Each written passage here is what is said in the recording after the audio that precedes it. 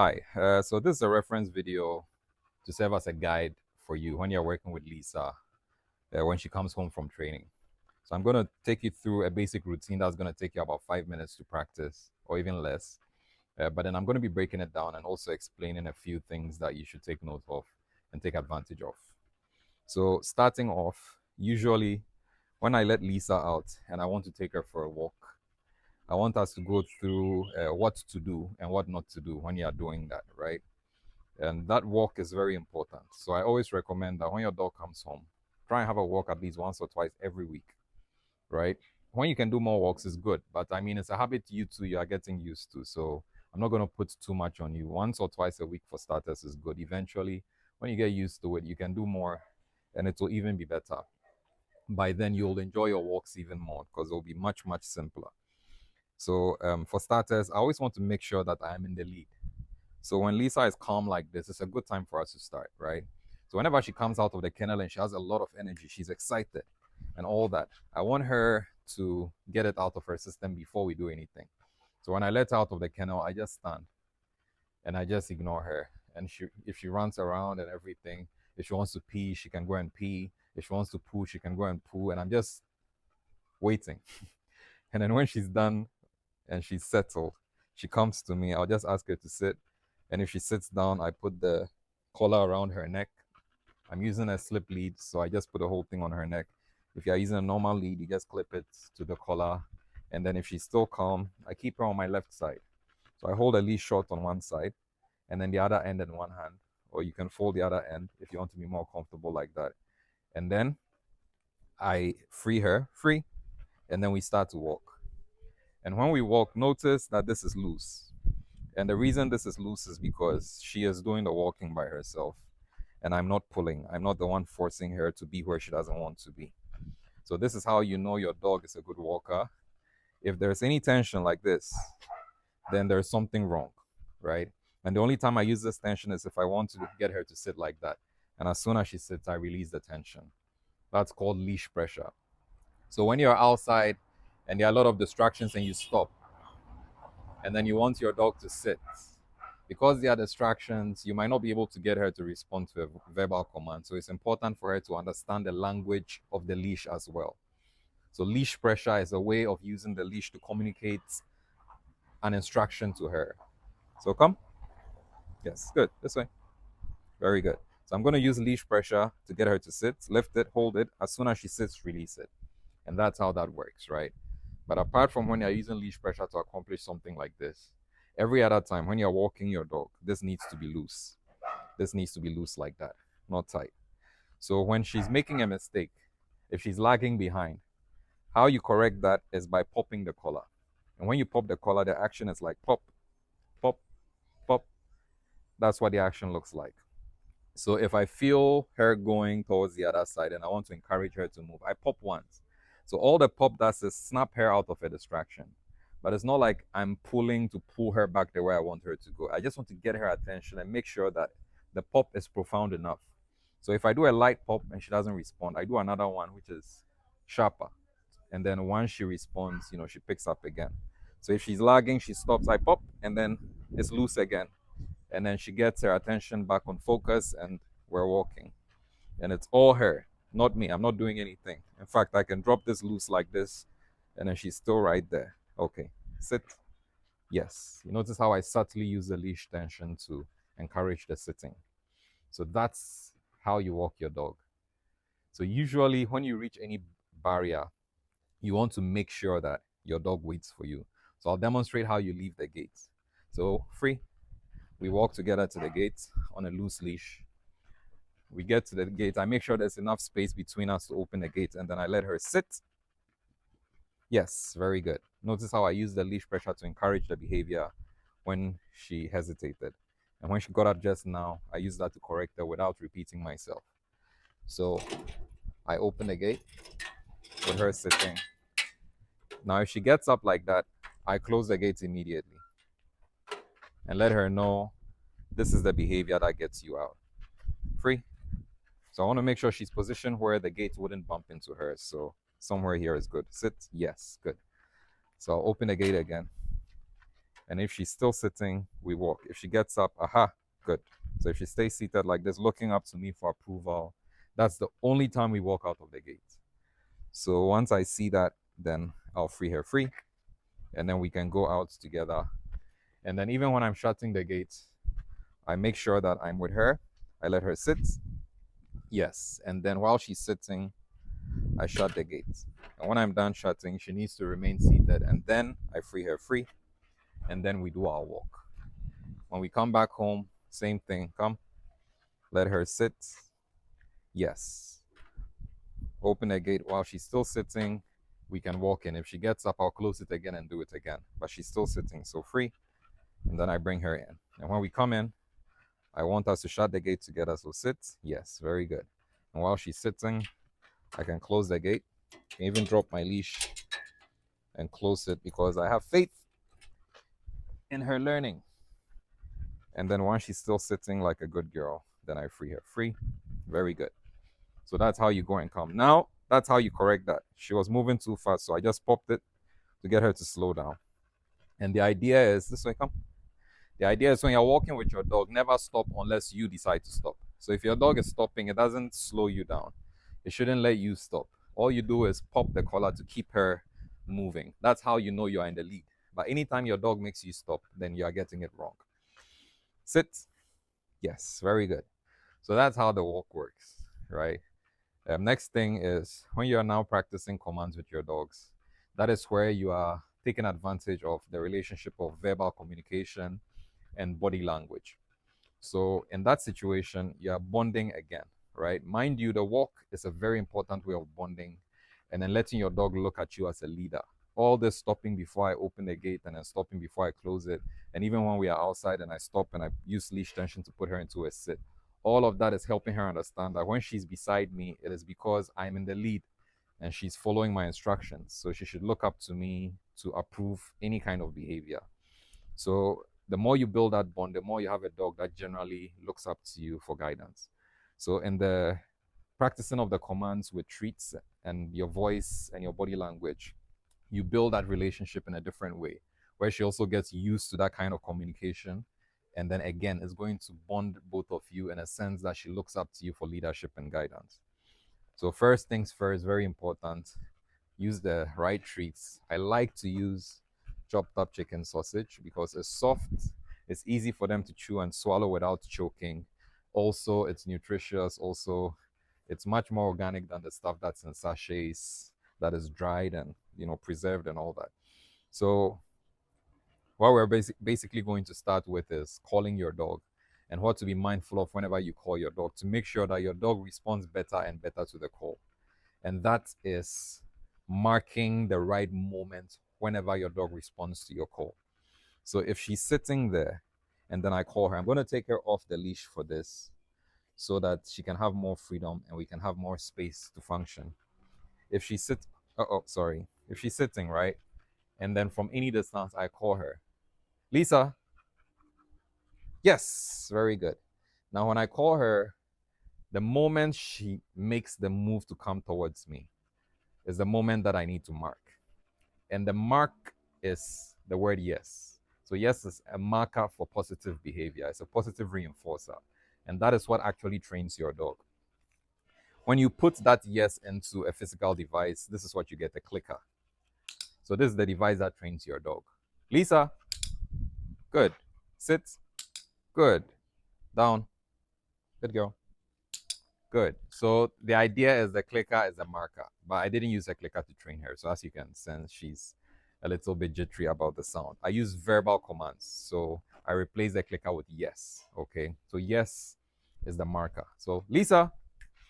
Yes. Good. Very good. And when she gets here, I can reward her, right? Sit. Yes. So I mark the moment her butt touches the ground. I say yes, the moment that happens, before she gets the treat. Down. Good girl. Yes. Very good. So again, I mark the moment the elbows touch the ground when I ask her to lie down. Free. Yes. And even when I free her, I mark the moment she gets up to walk free. So the timing of the marker is super important. So we begin with just calling your dog. Get used to marking whenever your dog responds. So if your dog is already facing you, then you mark the moment she gets up to come to you or she takes the first step to come to you. Yes, good. But of course, after the call, right? And if she's looking away from you, let's say she's sniffing something and you call her, the moment she turns her head to you, that's the moment you mark. The moment she gives you her attention. I mean, she's pulled away from what she was doing to respond to the call just by giving the attention. That's the moment you mark. So if she's looking away in another direction, Lisa, yes, I mark the moment she turns to face me. She gets here, she gets her treat, right? That's how marking works. So you always start with the calling. And with the calling, you can practice it simply.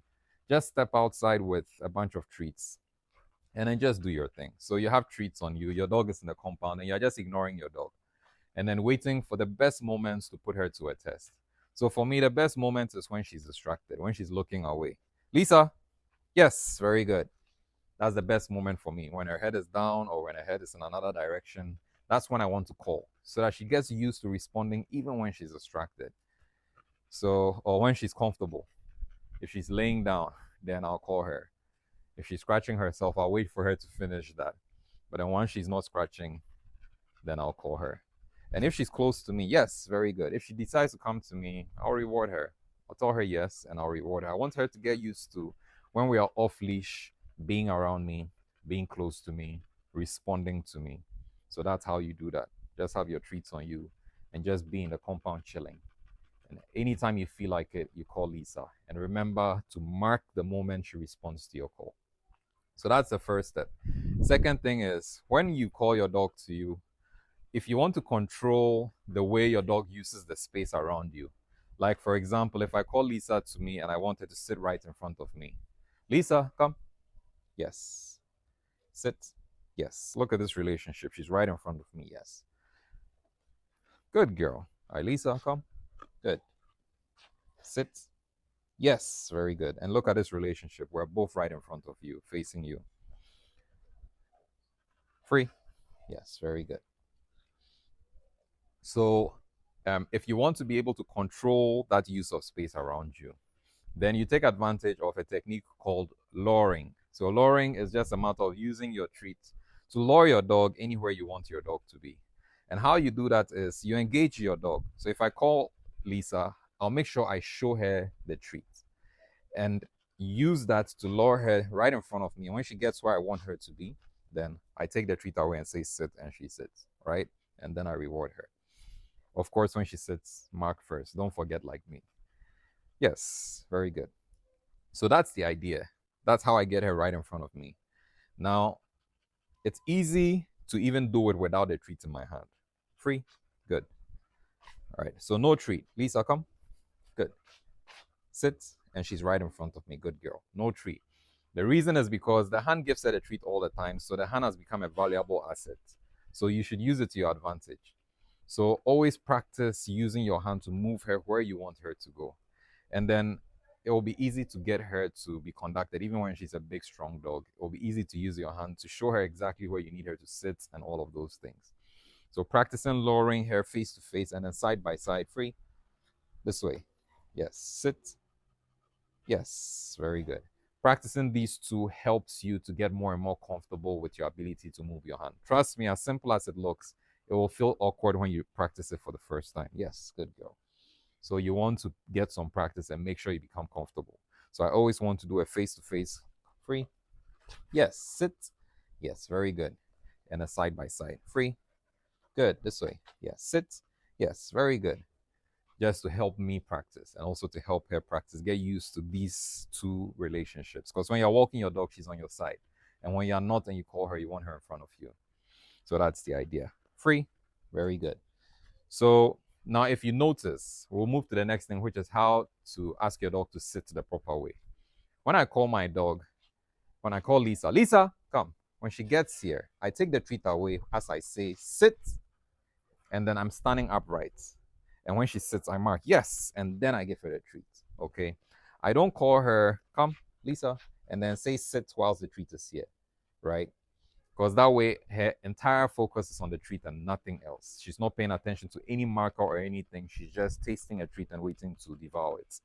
So I want to make sure she has moments to acknowledge the marker. So when she comes, I take it away first. Sit. Yes. Mark the sitting and then reward. Yes, very good. So when I'm taking the treat away, the gesture is my hand is like this because it's in the center of my body because I want her in my middle. If I call her and is on my side, Lisa, come. She won't end up in front of me. She'll end up awkwardly on one side. Look at that. She's there. I'm here. So when I call her, the hand is purposefully in the middle. Yes. So I raise my elbow. So I raise my arm using my elbow as a pivot, just like that. So the elbow is not moving. This part of my arm isn't moving, just here. That's how I take it away. I say sit, and then when she sits, I mark yes, and then I reward. Okay. Free. Very good. So I'm going to do that again. So Lisa, I'm going to conduct her to come right in front of me, then take it away and stand upright. Sit. Yes. So I take it towards my face. It makes her even look at my face, and then yes, I give it to her. Free. Very good. So that's how you ask your dog to sit. So I just repeat it one more time. Lisa, come. Yes. Sit. Yes. Very good. Free. So I'm going to do that one more time. And I'm going to, this time, mark everything. Come. Yes. Sit. Yes. Very good. And then free. Yes. Very good. So when I call her to come, I mark, but I don't reward for the come. I reward her when she sits. Yes. Good. And then after I free her, I reward her again. So that's how the come works, like the come command works. So now I do that face to face, then also side by side. So side by side, I'll lure her. Lisa, let her follow the treat. Bring her to my side. Lift it above her head when I say sit. Yes. And then reward. So it has the same effect when I lift it above her head as when I raise it to my face. The difference is when she's on my side and I raise it to my face, just like you saw, she'll get up and try to come in front of me because it's almost as if I'm moving her this way. So I rather raise it above her head, yes, and then reward her right there when she's on my side. So you want to practice both. Then the next thing you want to practice is her down. Come. Yes, Lisa, come. Very good. So I will gesture upward when she comes without saying sit. And then I'll make sure there's enough space between both of us. I'll step back if I have to. And then I'll just swing my arm back down with my finger pointed and say down. Yes. And then I'll mark the moment her elbows touch the floor and reward. And then I'll free her. Free. Yes. Very good. So that's the next thing you want to practice, the down, right? And both times, you notice when she sits, after I reward her, I free her. And whenever I free her, I swing my arm to the side and say free. And then she comes to the side, she picks it, and it's like she can continue. The idea is you are free. That's why I swing it to the side so that when she picks it, she's away from my view. She's free to do what she wants, right? So it's important to free her every single time so that she also understands the free command. Don't take the free command for granted. So now that she gets free command and everything, I'm doing it first of all to demonstrate to you how to do it so that you practice it properly. But I can also use that same concept to help her to learn how to stay, which we'll come to shortly. So I'm going to do the same thing on my side. Free, this way. Good. I'll raise it when she sits. I'll just swing my arm down, down. Yes. And then mark as soon as the elbows touch the ground and then free her. Free. Yes. Good girl. And that's how you practice her down command as well and freeing her.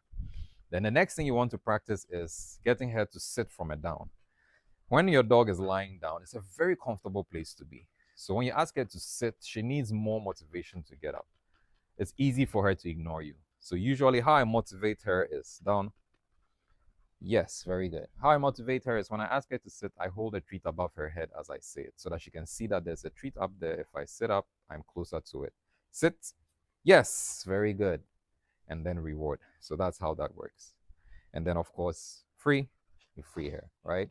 So whenever you practice any of these things, then you free right after. And then you practice in the side as well. Good. Down. Yes, very good. Sit. Yes, good. And then you free her. Free. Yes, very good. Excellent. Okay. So that is how that works. The next level is to apply distance and duration. So With duration, if she sits in front of me, sits, yes, good. While she's in front of me, I just, keep doing whatever it is I'm doing. And after every few seconds, I mark the behavior, yes, very good. And then encourage her to stay there. Continue doing what I'm doing. After some seconds, I mark the behavior again, yes, very good. And then that encourages her to stay. And then I can free her, right? And then when it comes to applying distance, before I leave her, I will enforce the behavior and then I'll walk away. Sit, yes, good, very good. And then I'll walk away. So the good and the very good that I said was the enforcer. And when I turn and she's still there, yes, I'll mark the behavior. Then I'll walk up to her, get to her, mark again, yes, and then reward, right? So I'll do this in a sit, free, and then I'll free her. Then I'll do it in a down as well. Come. Good girl. Very good. Okay. Down. Yes. Good down. And then I'll walk away. And then, of course, when I turn and she's still there, yes, I mark that behavior. And then I come back to her. And then I mark again when I get here. Yes. And then she gets her treat. And then I free her. Free. Yes. Very good. So with this behavior, you're going to push the limits more and more depending on your own situation, depending on how you want to apply this to your own life and the way you do your things, right? And it's going to be your opportunity to practice and also improve. Because when you start to make it more and more complex, then she will make mistakes. So if she makes a mistake, right? And a very easy way that your dog will make a mistake is if you dangle your hands about anyhow. So the neutral position for me is always to keep your hands in your center when you are not interacting with your dog. So if I say sit, good sit, I keep my hands here before I walk. And then when I turn, yes, very good. I come back, my hands are still in my center until I reward. Yes, very good. And then even after I reward, my hands come back here. But if my hands are dangling anyhow, I say, yes, good. And then I do this. Look at that.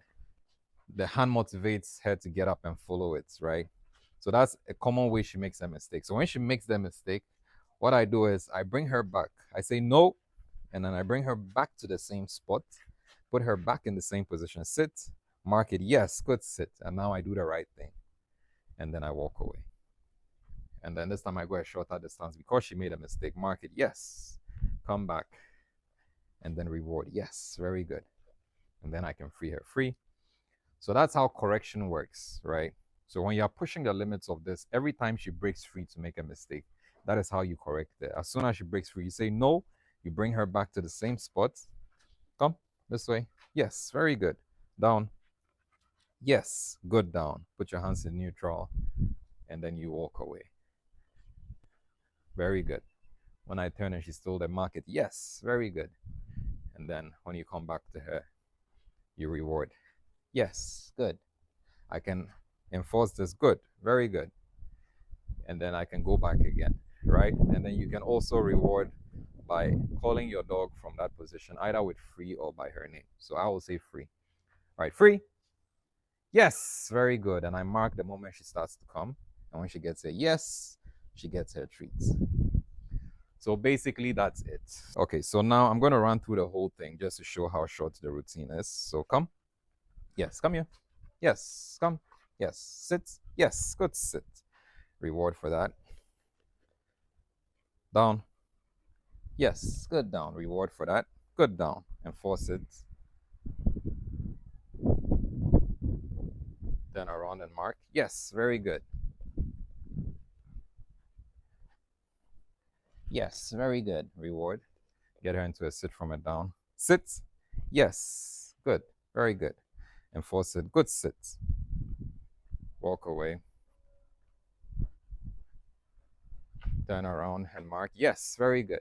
Now, if she lies down in a stay, it's fine. So usually what I'll do is when I come here, I'll encourage her to sit by raising her above her head. Mark. Yes, good sit. And then I'll walk away again just to help her to differentiate. Turn around. Yes, very good. Mark. And then this time she gets the reward for staying in the sit. Yes, very good. Good sit. And then I free her. Free. Yes. So now you want to practice this side by side as well. So come. Very good. Sit. Yes, good sit. So I reward for that. Down. Yes, good down. I reward for that. Then I enforce it. Yes, good down. Then I walk and leave her in the down. When I turn and she's still there, I mark, yes, good, down. Then I come back. Then I reward, yes, good, down. Then I put her back into a sit side by side. Sit, yes, good, sit. Then I force it, good, sit. Walk and leave her. When I turn and she's still there, I mark, yes, very good. And again, when she does this, all I do is I come back, stand by her side, encourage her to sit, mark it, yes, good, and then walk away again without giving her the treats. That's for the correction. When I turn, yes, very good. So this time when she stays and I come, then she gets the treat. Yes, very good. And then I free her. Free. Yes, good girl. And that's it, right? So you see how that works, and you see how quickly she responds to the correction and how she understands it. So, and you also see how short that is. So that's the routine that you practice with her. Try and practice the routine about 2 to 3 times a week to enforce that level of bonding as well. And you'll be good to go. So thank you for watching, and thank you for trusting us to take care of Lisa for the last 6 weeks and then bring her up to speed on how to communicate with you on a higher level. Thank you.